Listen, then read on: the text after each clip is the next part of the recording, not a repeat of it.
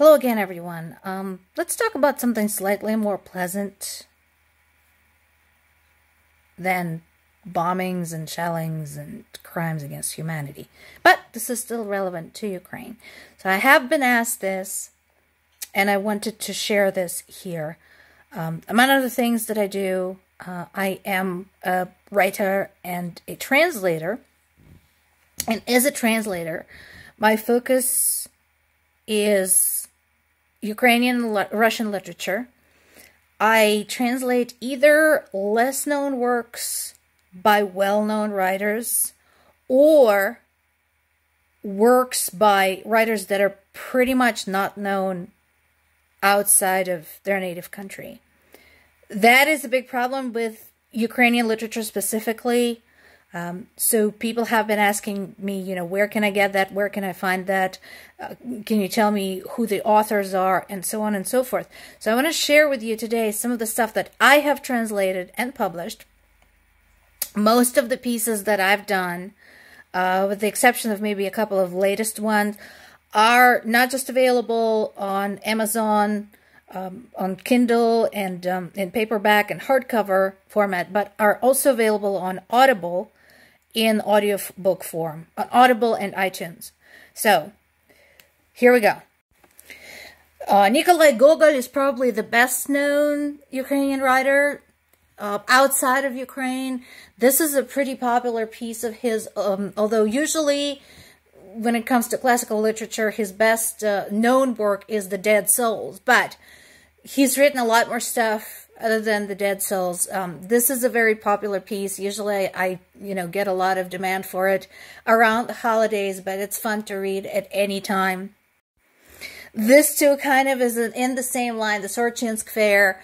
It's a kind of a fun, humorous piece. And like so many of his works taking place in Ukraine, draws a lot on Ukrainian folklore. These next several pieces are part of my Moonlit Tales of the Macabre translation series. So my purpose there was to collect various ghost stories and horror stories and just generally spooky pieces of Russian and Ukrainian literature and put them together in one group.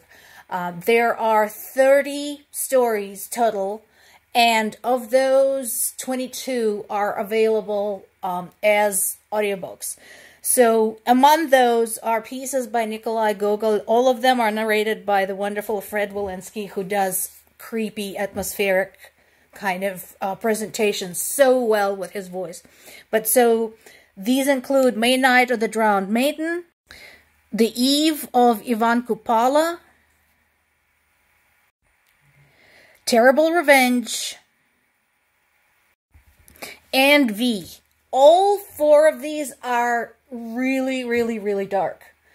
They are super spooky. They're great for Halloween. I initially started releasing these around Halloween. But again, if you're into that type of literature, if you like a good scare, feel free to take a look at these because they definitely will give you a good scare. Now let's venture outside of Gogol. So Gogol is easily the best known Ukrainian writer, but there are so many more. This is one of them, Ivan Franko. So the anthology I did of his is called Faces of Hardship. And I think my goal there was to kind of help paint the picture at the turn of the century, which is when he wrote, and he focused on the fates of Ukrainian peasants, but also the impact of the industrial age on Ukraine, which for the longest time has been the agrarian country. So it's not the easiest read. There's some very sad and poignant stories in there, but at the same time, they're human portraits, and this is why I titled the anthology as I did, The Faces of Hardship, because of how many human types he actually presented in these stories. Vladimir Korolenko is known best for his novel The Blind Musician, which I plan to translate when I have time. Just to give you an idea, right now I have the list of like 70 or 80 books I want to translate. Still, that's on top of over 100 that I've already done. So this one is, I like it a lot. It's kind of fun. It's actually about Socrates, and it's about Plato, and it's about philosophy, but it's presented in a very interesting way.